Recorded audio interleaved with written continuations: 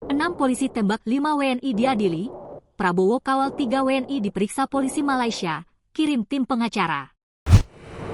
Presiden Prabowo Subianto turun langsung mengawal perkembangan pemeriksaan 3 WNI yang menjalani pemeriksaan dan penyidikan oleh kepolisian di Malaysia. Sementara itu, pemerintahan Malaysia berlaku tegas dengan memproses hukum 6 polisi pelaku penembakan brutal di Tanjung Ru 24 Januari 2025 lalu. Jenazah warga negara Indonesia korban penembakan di Malaysia, Victor Maruli Tua Simaremare, telah tiba di Bandara Kuala Namu pada Selasa, 11 Februari 2025. Victor meninggal setelah pengangkatan ginjalnya, usai menjadi tembakan brutal polisi Malaysia pada tanggal 24 Januari 2024. Satu lagi WNI asal Aceh inisial HM sudah sadar usai melewati masa kritis dan masih dirawat. Sementara 2 WNI lainnya H dan MZ sudah menjalani proses pemeriksaan polisi di Raja Malaysia.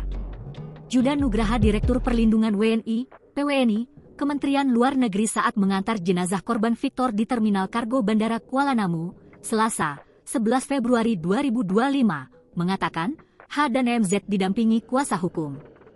Menurutnya, Presiden Prabowo Subianto tetap mengawal langsung kondisi 3 WNI yang ada di Malaysia, sementara 2 korban lainnya yang meninggal sudah dipulangkan.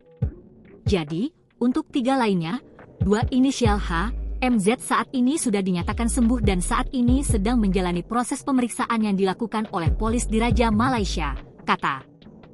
Pihaknya atas perintah Prabowo dan Kemenlu sudah melayangkan nota diplomatik.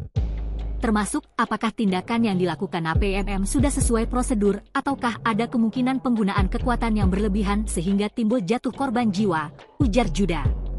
Ia mengatakan, 6 polisi tembak 5 WNI itu diproses dan diadili dan menjadi terdakwa dalam proses kepolisian dan kejaksanaan di Malaysia. Mereka dikenakan dakwaan Akta Senjata Api 1960, jelasnya. Download Tribun X sekarang, menghadirkan lokal menjadi Indonesia.